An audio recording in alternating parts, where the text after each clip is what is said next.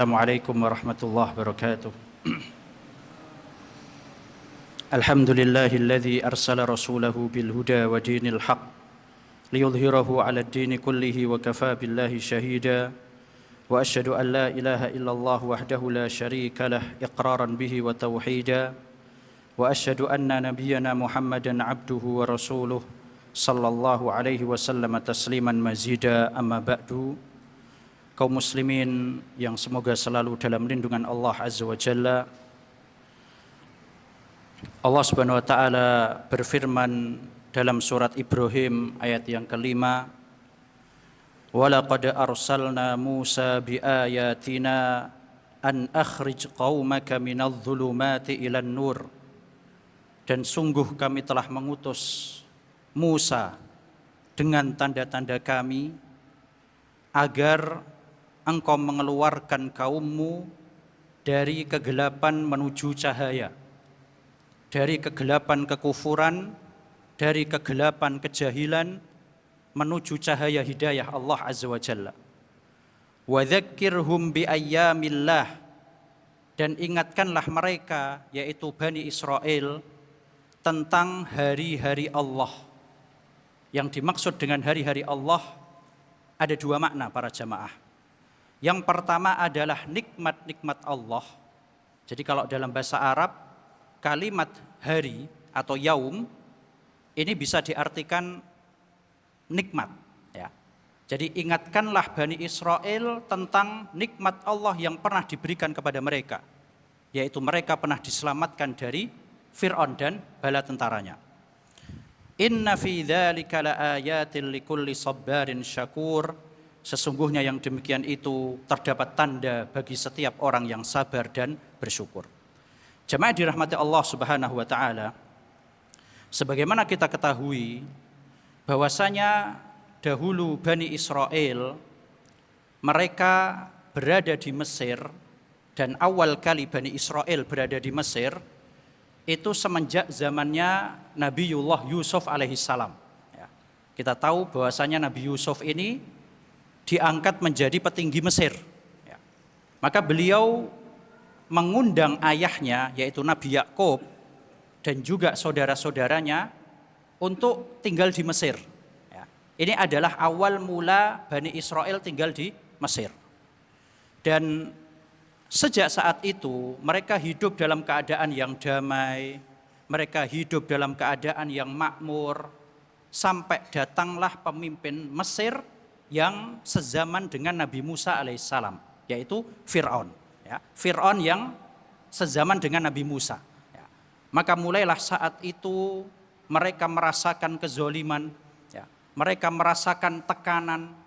Bahkan kita tahu bahwasanya Fir'aun di zaman itu mengeluarkan ultimatum yang sangat mengerikan, yaitu barang siapa yang memiliki bayi laki-laki dari Bani Israel, maka ini harus dihabisi.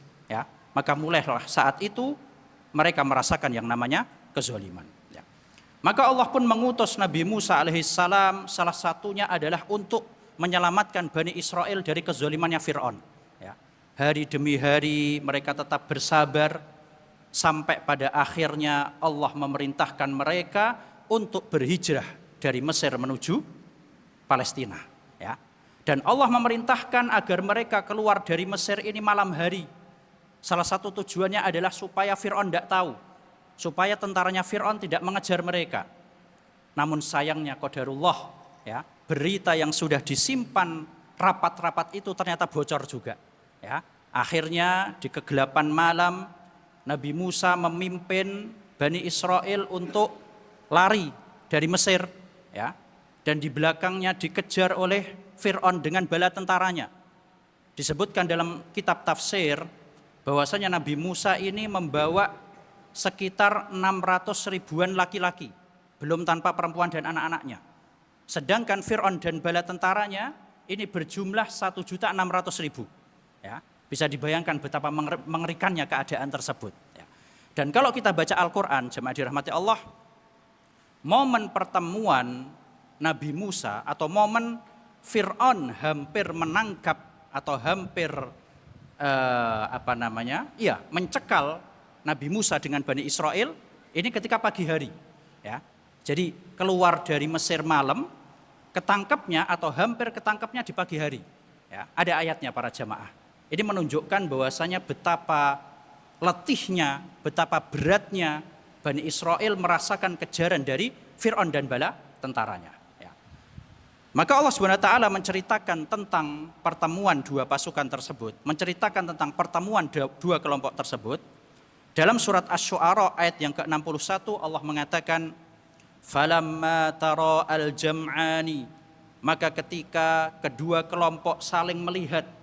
Ini berarti menunjukkan apa, Pak? Kalau saling melihat ini menunjukkan apa berarti? Sangat dekat, kan gitu, ya. Maka ketika dua kelompok tersebut saling melihat, qala ashabu Musa inna lamudrakun, maka Bani Israel, pengikutnya Nabi Musa mengatakan, pasti kita akan tertangkap. Ya, ini insya Allah nanti kita ambil pelajaran para jamaah di antara musuh diri kita masing-masing, yaitu adalah adanya rasa putus asa. Ya, jadi musuh itu ada dua macam. Ada musuh yang kelihatan, ini dalam konteks ceritanya Nabi Musa ya, yaitu adalah Fir'aun dan bala tentaranya. Yang kedua adalah musuh dari diri sendiri, yaitu adalah rasa putus asa. Ya. Kemudian Allah SWT memerintahkan Nabi Musa untuk memukulkan tongkatnya ke laut. Ya. Maka terbelahlah laut tersebut, disebutkan itu ada 12 jalan. Karena pengikutnya Nabi Musa ini terdiri dari 12 kabilah para jamaah. Maka ketika Nabi Musa memukulkan tongkatnya ke laut, lautnya terbelah menjadi 12, mohon maaf ya. Dan cara Allah membelah lautan tersebut disebutkan dalam kitab tafsir, yaitu adalah dengan mengirim angin yang sangat kencang ya. Jadi anginnya saking kencangnya ini sampai bisa membelah lautan ya. Maka Nabi Musa pun dan Bani Israel melewati laut tersebut. Bahkan disebutkan saking dalamnya laut tersebut, itu disebutkan gelombangnya setinggi gunung. Ya, ini kan menunjukkan berarti dalam banget Pak, Laut Merah itu. Ya. Setelah Nabi Musa dan pengikutnya berhasil mencapai tepian yang satunya, pada saat itu Nabi Musa aslinya pengen mukul yang kedua kali. Ya. Jadi dalam pikirannya Nabi Musa Pak, ini sebelum Fir'aun masuk ke laut, mending saya pukul, biar sekalian dia tidak ngejar saya. Ya. Tapi Allah Subhanahu Wa Taala memerintahkan Nabi Musa untuk menahan, jangan dipukul. Watrukil bahra rahwan, biarkanlah laut sebagaimana semestinya. Tidak usah kamu pukul dulu lautnya. Ya. Ternyata para jemaah dirahmati Allah, terkadang yang namanya keinginan kita, yang namanya opini kita, ini terkadang tidak mesti yang terbaik. Ya. Ini menunjukkan bahwasanya yang namanya akal, yang namanya nalar, hendaknya kita tundukkan pada dalil. Ya. Maka setelah Fir'aun masuk ke dalam laut tersebut, maka Allah pun memerintahkan Nabi Musa saat itu barulah dipukulkan tongkatnya. Ya. Maka saat itu laut yang tadinya terbelah sebanyak 12 jalan, saat itu pula dia menutup dan menenggelamkan Fir'aun dan bala tentaranya. Ya. Ini adalah sekilas kisah Nabiullah Musa alaihissalam ketika Allah selamatkan dari kejaran Fir'aun. Kemudian sekarang insya Allah kita akan mengambil beberapa pelajaran dari kisah ini, terutama yang berkaitan dengan bagaimana kita menghadapi kesulitan. Poin pertama yang bisa kita ambil dari kisah ini, bahwasanya yang namanya solusi, yang namanya jalan keluar, ini biasanya datang setelah musibah yang bertubi-tubi. Ya. Maksudnya apa? Jangan kita kemudian cepat putus asa. Terkadang yang namanya solusi, yang namanya jalan keluar, yang namanya kemudahan dari Allah, ini datangnya setelah adanya musibah yang berkali-kali. Ya. Kita lihat Nabi Musa alaihissalam, semenjak beliau lahir, beliau sudah diuji. Ya. Beliau lahir di zaman yang mana ada peraturan dari Fir'aun untuk membunuh seluruh anak laki-laki dari Bani Israel. Ini sudah merupakan musibah para jamaah. Kemudian ketika beliau masih kecil, belum disapih, apa yang dilakukan oleh ibunya? Dihanyutkan di sungai. Ini musibah juga, ujian. Ya. Ini kalau nalar orang biasa tidak mungkin akan dilakukan. Ya. Kemudian beliau dididik di tengah-tengah lingkungan musuhnya, yaitu Fir'aun. Kemudian beliau mengalami sebuah insiden masalah, ya, tidak sengaja membunuh salah seorang dari Bani Israel, kemudian lari dari Mesir dalam keadaan takut, ujian juga, ya. Bertubi-tubi, berturut-turut musibah datang kepada Nabi Musa alaihissalam, ya. Kemudian barulah di akhir Allah menolong beliau dan Bani Israel, ya. Ini menunjukkan bahwasanya terkadang solusi ini tidak datang saat itu juga, tapi dia akan datang setelah datangnya musibah yang bertubi-tubi.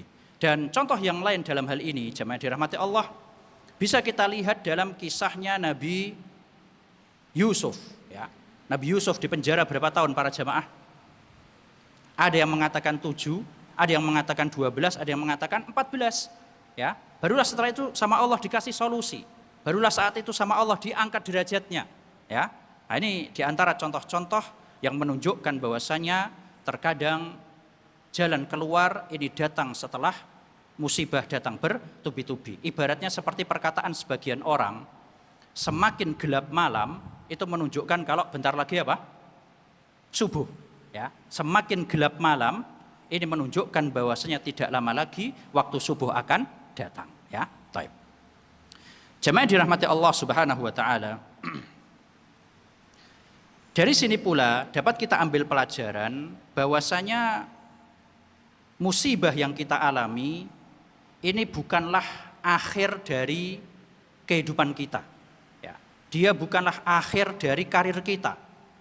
Kadang sebagian kita berpikir seperti itu para jamaah. Ya, wah ini hidup saya sudah hancur ini, sudah tidak ada harapan lagi. Ya, padahal bisa jadi musibah yang kita alami merupakan gerbang untuk kehidupan baru yang akan kita hadapi. Ya, tidak sedikit dari kita yang mungkin sebelumnya hidupnya bergelimang maksiat, ya, atau mungkin mendapatkan rezeki dari cara yang tidak diridhoi oleh Allah, kemudian diuji oleh Allah dengan sebuah musibah. Ya. Nah, ini jangan sampai dia suuzon, jangan sampai dia berpikir ini adalah akhir dari segalanya. Bisa jadi itu merupakan cara Allah membersihkan jiwanya, bisa jadi itu merupakan cara Allah untuk menunjukkan dia melanjutkan ke kehidupan yang lebih baik, sebagaimana yang terjadi pada Nabiullah Musa alaihis salam. Nah, kemudian selanjutnya poin yang kedua yang bisa kita ambil dari kisah Nabiullah Musa alaihis salam, bahwasanya yang namanya sebab meskipun dia lemah ini tidak menghalangi ketentuan Allah Azza wa Jalla. Ya. Yang namanya sebab, yang namanya usaha, meskipun dia tidak besar, namun hal itu tidak menghalangi dari ketentuan Allah Azza wa Jalla, masyiatullah. Ya. Kita bisa lihat bagaimana ibunda Nabi Musa alaihissalam diperintahkan oleh Allah untuk menghanyutkan putranya ke Sungai Nil. Ya, ini kan sebenarnya apa ya? Jadi Allah memerintahkan beliau untuk menghanyutkan Nabi Musa ke Sungai Nil dan berjanji bahwasanya akan menyelamatkan Nabi Musa. Ya. Ini kalau dipikir para jemaah dirahmati Allah, bukan sekedar usaha yang sebabnya itu kecil, tidak. Bahkan kalau ini kita pikir dengan akal manusia, ini bukan usaha sebenarnya. Ini marah suatu hal yang kebalikannya gitu loh. Yang harusnya seorang bayi dirawat, seorang bayi harusnya dijaga. Ini malah sama Allah disuruh menghanyutkan di Sungai Nil. Ya, ini menunjukkan bahwasanya usaha apapun, sekecil apapun, bahkan mungkin tidak masuk di nalar kita, ini tidak menghalangi dari ketentuan Allah Azza wa Jalla. Allah tetap mampu untuk menyelamatkan Nabi Musa, Allah tetap mampu untuk mempertemukan Nabi Musa dengan ibundanya di kemudian hari. Ya. Jemaah dirahmati Allah Subhanahu wa taala. Dari sini pula dapat kita ambil pelajaran bahwasanya, atau bisa kita ambil pelajaran dari kisah beliau yang lain. Misalnya seperti ketika Nabi Musa diperintahkan oleh Allah untuk memukulkan tongkatnya ke laut. Ya. Ini kalau kita pikir tidak masuk nalar para jamaah. Bagaimana ceritanya ketika seseorang dikepung oleh musuh di belakangnya dan lautan di depannya, kok disuruh memukulkan tongkat ke laut gitu loh. Ya, ini sebenarnya tidak masuk akal. Ya. Tapi sekali lagi ini menunjukkan bahwasannya yang namanya usaha, yang namanya sebab, ketika kita melakukannya berdasarkan tuntunan dari Allah Azza wa Jalla, maka yakinlah bahwasanya itu akan mendapatkan hasil yang positif. Ya. Tongkat kayu biasa, ya, lagi dikejar musuh. Kalau dalam nalar kita harusnya kan tongkat ini buat ngelawan musuh gitu loh. Tapi sama Allah diperintahkan malah untuk mukul laut. Ya. Nah, ini menunjukkan bahwasanya sekecil apapun usaha kita, ketika Allah menginginkan untuk mentakdirkan sesuatu, menjadikan sesuatu, maka ini bukanlah suatu halangan. Ya. Jemaah yang dirahmati Allah Subhanahu wa taala. Begitu pula di antara pelajaran yang bisa kita ambil dari kisah Nabi Musa alaihissalam ketika dikejar oleh Fir'aun, yaitu ketika seluruh pintu usaha telah tertutup, maka seorang mukmin hendaknya yakin bahwasanya Allah masih bersamanya. Ya. Kadang kita merasa para jamaah, seluruh usaha yang kita lakukan untuk keluar dari kesulitan sudah kita lakukan. Ya. Kemudian tidak ada hasilnya. Ya. Maka jangan pernah putus asa. Dari mana kita bisa ambil pelajaran ini? Dari cerita ketika Bani Israel merasa putus asa. Ya. Bani Israel melihat dari belakang mereka ada musuh. Di depan mereka ada lautan yang sangat dalam. Kemudian mereka mengatakan, inna lamudrakun, pasti kita akan tertangkap. Putus asa mereka. Tapi apa jawaban Nabi Musa alaihissalam? Beliau mengatakan, kalla, tidak mungkin. Inna ma'iya rabbi sayahdin. Sesungguhnya aku bersama Tuhanku dan dia akan membimbingku. Ya, ini menunjukkan bahwasanya marilah kita kuatkan keyakinan kita. Ya, meskipun kita sudah mengeluarkan segala kemampuan yang kita miliki, yakinlah bahwasanya Allah tidak akan menyanyiakan hambanya. Ya, dan keyakinan yang dimiliki oleh seorang mukmin, jemaah dirahmati Allah, ini bisa menghilangkan yang namanya putus asa. Jadi kalau kita pengen jadi orang yang gak mudah putus asa, maka kuatkanlah keyakinan kita kepada Allah. Ya, kuatkanlah iman kita, ketergantungan kita kepada Allah Azza wa Jalla. Ini solusi para jemaah. Kadang sebagian kita ini punya penyakit yang namanya mudah putus asa. Ya, baca berita kok isinya negatif, sudah putus asa. Ya. Gimana caranya biar tidak jadi orang yang mudah putus asa? Perkuat keyakinan kita dengan Allah Azza wa Jalla. Pelajari tentang masalah akidah, pelajari tentang asma dan sifat Allah Azza wa Jalla. Ya. Nah, ini insya Allah bisa menghindarkan kita dari sifat putus asa. Dan seorang mukmin yang memiliki sifat percaya kepada Allah, ya, dia akan merasa tenang dan tidak terlalu mikirkan apa ya istilahnya, nggak terlalu pusing atas akan apa yang akan terjadi. Ya. Contohnya di sini Nabi Musa alaihissalam, ketika beliau tahu ini di belakangnya ada musuh, di depannya ada laut. Ya. Tapi beliau yakin selama Allah bersama beliau, pasti Allah akan tolong beliau dengan cara apapun. Jadi beliau tidak terlalu pusing mikirkan gimana cara Allah menolong beliau. Ya. Beda sama sebagian kita, Pak. Sebagian dari kita kadang mikir terlalu pusing gimana caranya. Ya. Tapi lupa kepada Allah Azza wa Jalla. Ya. Nah, di sini Nabi Musa alaihissalam memberikan contoh kepada kita. Ketika kita ditimpa musibah, okelah kita mikir solusi memang penting. Tapi jangan sampai kemudian kita tersibukkan dengan mikir solusi, akhirnya lupa mikir Allah Azza wa Jalla. Ya. Selama kita yakin bahwasanya Allah akan menolong orang yang bertakwa, Allah akan menolong hambanya yang beriman, ya, tidak usah terlalu pusing gimana cara Allah nolong kita. Yang penting pikirkan bagaimana cara kita mendekatkan diri kepada Allah Azza wa Jalla. Makanya jemaah dirahmati Allah, kalau kita lihat dalam surat At-Taghabun, Allah pernah mengatakan, ma asaba min musibatin illa biiznillah. tidaklah ada musibah yang menimpa kalian kecuali itu karena izin Allah, karena takdir Allah.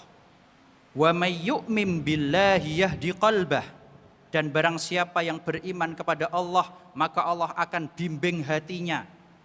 Apa maksud bimbing hatinya? Maksudnya Allah akan menguatkan orang tersebut sehingga akan tahan terhadap musibah yang dialaminya. Cara Allah menghilangkan musibah atau cara Allah memberikan solusi pada seorang mukmin ketika ditimpa musibah, itu tidak mesti dengan musibahnya dicabut para jamaah. Ya. Tapi bisa jadi dengan cara Allah menguatkan mukmin tersebut untuk menghadapi musibah. Ya. Kita bisa ambil contoh misalnya seperti kisahnya Nabi Ibrahim alaihissalam. Ya. Ketika beliau dilemparkan ke api, apakah Allah memadamkan apinya? Tidak. Tapi apa yang terjadi? Allah jadikan api tersebut dingin. Ya, orang-orang melihat Nabi Ibrahim tersiksa seolah-olah, padahal sama Allah dikuatkan. Ya, nah, jadi cara Allah memberikan solusi pada hambanya yang sedang ditimpa musibah ini, yakni bermacam-macam. Ya, kita tidak usah terlalu pusing bagaimana solusinya. Yang penting kita yakin bahwasanya Allah akan menolong orang yang beriman. Jemaah dirahmati Allah Subhanahu Wa Taala. Pelajaran yang keempat yang bisa kita ambil dari kisah Nabi Musa alaihissalam, bahwasanya yang namanya tawakal ini tidak menghilangkan usaha atau ikhtiar. Ya. Yang namanya tawakal ini tidak menjadikan kita kemudian tidak berikhtiar. Ya. Kadang sebagian kita cuma gantungkan tawakal saja, Pak. Udahlah, yakin pasti Allah akan menolong. Yakin pasti Allah akan ngasih rezeki, saya tidak usah cari kerja. Yakin Allah pasti akan menyembuhkan penyakit saya, tapi saya tidak usah berobat. Ini namanya tidak berikhtiar para jamaah. Ya. Nah, jadi yang namanya tawakal tidak menghilangkan ikhtiar. Mana dalil yang menunjukkan akan hal ini dari kisah Nabi Musa? Nabi Musa alaihissalam diperintahkan oleh Allah untuk mukulkan apa tadi? Tongkatnya. Ya. Seandainya Allah mau, Allah bisa belah lautan tersebut tanpa nyuruh Nabi Musa mukulin tongkat. Iya kan? Iya. Allah kalau mau, tanpa nyuruh Nabi Musa mukul tongkat, sudah terbelah itu laut. Tapi Allah pengen Nabi Musa berusaha. Allah pengen Nabi Musa berikhtiar. Meskipun ikhtiarnya mungkin nggak masuk nalar manusia. Tapi Allah pengen ngajarkan kepada kita yang namanya tawakal harus diiringi dengan ikhtiar. Ya. Nah. Dan dua hal ini jamaah dirahmati Allah merupakan pedoman yang penting ya bagi seorang mukmin. Jadi ketika kita melakukan apapun, ketika kita melakukan pekerjaan, ketika kita mendidik keluarga kita, ketika kita ditimpa musibah, maka jangan lupa dua hal ini. Yang pertama adalah berikhtiar, yaitu berusaha, dan yang kedua adalah bertawakal kepada Allah Subhanahu wa Ta'ala. Ini dua solusi para jamaah. Ya. Dalam kondisi apapun jangan lupakan dua hal ini, berusaha dan berikhtiar. Ya. Karena orang terbagi jadi tiga. Ya. Berkaitan dengan usaha atau ikhtiar, orang terbagi jadi tiga para jamaah. Ada sebagian dari mereka yang terlalu bertawakal tapi tidak ikhtiar, kayak tadi. Ya, sudahlah biarin keluargaku, kalau kan rezekinya di tangan Allah. Ya, aku fokus beribadah, yang ngasih rezeki, yang ngasih makan Allah. Ya.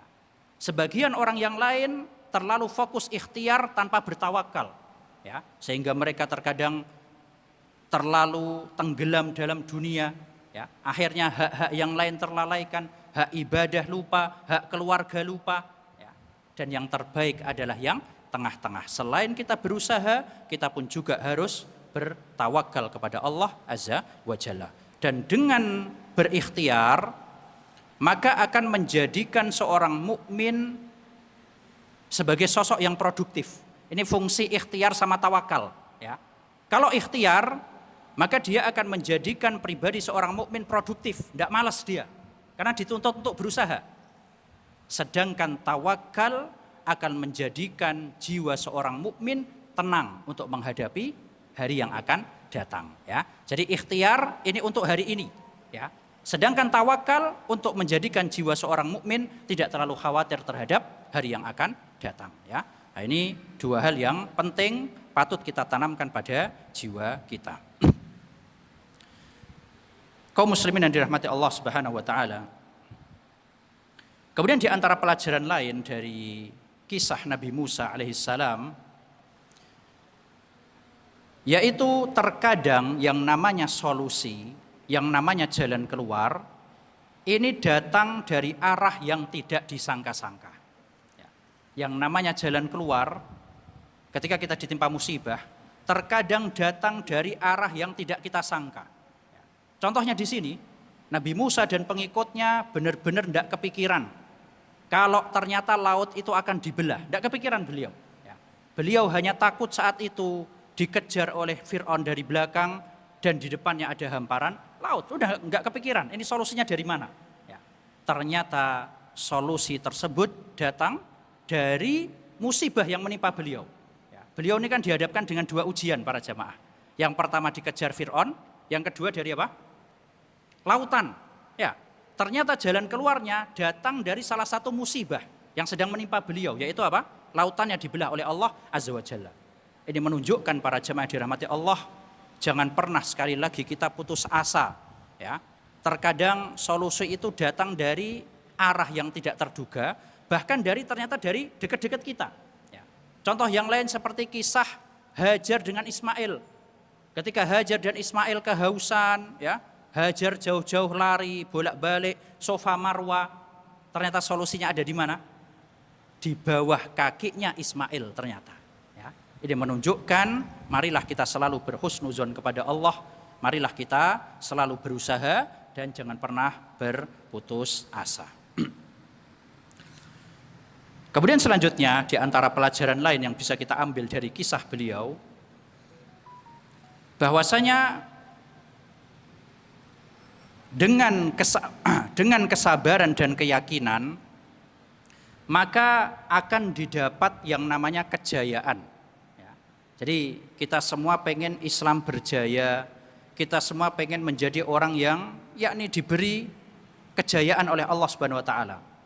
Maka salah satu caranya adalah dengan kita bersabar dan yakin. Allah Subhanahu wa taala berfirman dalam surat As-Sajdah ayat yang ke-24, "Wa ja'alna minhum a'immatan yahduna bi amrina lamma sabaru." Dan kami jadikan dari Bani Israel ini pemimpin-pemimpin, ulama-ulama yang mereka memberi petunjuk dengan perintah kami ketika mereka bersabar. Jadi kalau kita pengen diangkat derajatnya oleh Allah, kunci pertama adalah bersabar para jamaah. Wa kanu bi ayatina yuqinun, dan mereka yakin terhadap ayat-ayat kami. Kunci yang kedua, kalau kita pengen diberi kejayaan, kalau kita pengen diberi solusi oleh Allah adalah yakin dan husnuzon kepada Allah Subhanahu wa taala. Dan ini bisa kita lihat dari kisahnya Nabi Musa alaihissalam, bagaimana beliau bersabar dizolimi oleh Fir'aun, bagaimana beliau berpisah dengan ibunya, bagaimana beliau jadi karyawan kerja di bawah orang lain selama 8 tahun. Padahal Nabi Musa.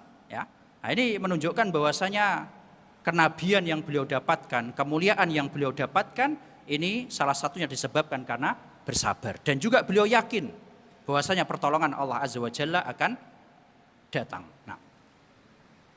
Dan ini merupakan solusi bagi kita. Misalnya seorang guru yang mana dia ngajarin muridnya, mungkin yang hadir baru sedikit, atau ngajarin muridnya kok enggak paham-paham, atau seorang penghafal Quran baru pertama ngapal kok susah banget, atau kita sebagai orang tua mungkin ada yang diuji, ini ngurusi anak kok berat sekali, maka kuncinya ada dua para jamaah. Yang pertama adalah bersabar, yang kedua adalah yakin bahwasanya Allah akan memberikan yang terbaik. Atau kita sebagai orang yang pengen merubah masyarakat, kita pengen menjadikan masyarakat kita lebih baik. Ini terkadang ada halangan-halangan, maka kuncinya ada dua. Yang pertama adalah bersabar, yang kedua adalah yakin. Jamaah dirahmati Allah Subhanahu wa taala. Kemudian pelajaran yang terakhir mungkin dari kisah Nabi Musa alaihissalam ketika dikejar oleh Fir'aun dan tentaranya, bahwasanya di antara musuh bagi jiwa kita, ya. Tadi sudah kita sebutkan dalam konteks cerita Nabi Musa, ini musuhnya ada dua, ya. Ada musuh yang tampak dan ada musuh yang dari dalam jiwa. Ya. Musuh yang tampak adalah Fir'aun dan bala tentaranya, sedangkan musuh yang ada dari jiwa kita, yaitu adalah apa? Rasa putus asa. Ya. Dan ini merupakan sebuah penyakit, ya, merupakan sebuah hal yang harus kita hilangkan dari jiwa kita. Dalam sebuah ayat dalam surat Yusuf ayat ke-87, Allah mengatakan wala tai'asu mir rauhillah, dan janganlah kalian berputus asa dari rahmat Allah. Begitu pula dalam hadis yang hasan, ada seorang yang bertanya kepada Rasulullah sallallahu alaihi wasallam. Dia bertanya tentang apa saja dosa besar itu. Maka Nabi SAW pun menjawab, yang pertama adalah asyirku billah, yaitu syirik. Kemudian yang kedua adalah wal ya'su min rauhillah, putus asa dari rahmat Allah. Ya. Nah, ini adalah salah satu perangai yang harus kita jauhi. Bagaimana cara kita bisa menghilangkan sifat mudah putus asa? Di antaranya yang pertama adalah dengan mengingat rahmat Allah. Rahmat Allah itu sangat luas. Kita bisa bayangkan para jamaah, kita bisa flashback betapa banyak musibah, ujian yang menimpa kita, tapi ternyata sama Allah dikasih solusi. Ya. Kita ingat beberapa tahun yang lalu kita diuji dengan COVID. Ya. Kita sudah mikir nunggu giliran, kan gitu. Tapi sama Allah kita diselamatkan, sama Allah kita masih diberi solusi. Ya. Kemudian ujian yang lain, sakit ini dan itu. Ini menunjukkan bahwasanya yang namanya rahmat Allah itu sangat luas, maka jangan mudah kita untuk berputus asa. Kemudian juga di antara cara untuk menghilangkan keputusasaan, yaitu adalah dengan membaca kisah-kisah orang-orang soleh yang mana Allah selamatkan mereka dari kesulitan. Ya. Seperti tadi Nabi Musa diselamatkan dari Fir'aun, kemudian Nabi Yusuf dikeluarkan dari penjara, Nabi Yunus dikeluarkan dari ikan, ya. Nabi Zakaria sudah sesepuh itu sama Allah dikasih anak, ya. Nah, ini menunjukkan bahwasanya kita tidak boleh untuk bermudah-mudahan dalam berputus asa. Kemudian yang terakhir, jemaah dirahmati Allah, ya, di antara solusi yang bisa kita lakukan dalam menghadapi musibah, yaitu adalah memperbanyak doa, ya. Dan di antara doa yang bisa kita baca ketika kita ditimpa musibah adalah doa yang berbunyi Allahumma la sahla illa ma ja'altahu sahla wa anta taj'alul hazna idza syi'ta sahla. Ya Allah, tidak ada kemudahan kecuali apa-apa yang Engkau jadikan mudah, dan sesungguhnya Engkau menjadikan kesedihan menjadi mudah apabila Engkau kehendaki. Demikianlah jemaah dirahmati Allah yang mungkin dapat kita pelajari. Intinya, ya, di sana ada 3 pelajaran penting yang bisa kita ambil dari kisahnya Nabi Musa alaihissalam. Yang pertama, kita harus berikhtiar, ya. Kita harus mengambil sebab, ya. Makanya termasuk kesalahan, ya, ketika ada sebagian asatidzah yang kemudian memberikan saran perbanyak istighfar, bertawakallah kepada Allah. Kemudian sebagian kita memahaminya, wah ini ustadznya nggak ngajari ngambil ikhtiar. Tidak, para jamaah, ya. Beliau pengen nyampaikan pas momennya saja. Itu tidak menunjukkan kemudian beliau tidak nyuruh ikhtiar. Ya, jadi berikhtiar ini tetap harus kita lakukan. Yang kedua, jangan pernah kita bermudah-mudahan untuk putus asa. Ya. Dan yang ketiga, ingatlah bahwasanya yang namanya pertolongan Allah ini pasti akan selalu ada pada setiap kesulitan. Makanya dalam surat Al-Insyirah Allah mengatakan apa? Inna ma'al usri yusra. Sesungguhnya bersama kesulitan ada kemudahan. Allah tidak mengatakan sesungguhnya setelah kesulitan, tidak. Tapi Allah mengatakan sesungguhnya bersama kesulitan ada kemudahan. Ya, semoga Allah jadikan kita hamba-hambanya yang selalu diberi solusi pada setiap kesulitan yang kita alami, dan semoga Allah kuatkan kita di dunia sehingga Allah teguhkan kalimat kita di dunia dan di akhirat, dan semoga Allah kumpulkan kita di surganya kelak. Amin amin amin. Wallahu alam. Panitia, ini, ya, hadiah. Oh, tidak perlu, tidak perlu, ya. Baik, jazakumullah khair. Semoga Allah terima seluruh amal ibadah kita. Subhanakallahumma bihamdik, asyhadu an la ilaha illa anta, astaghfiruka wa atubu ilaik. Assalamualaikum warahmatullahi wabarakatuh.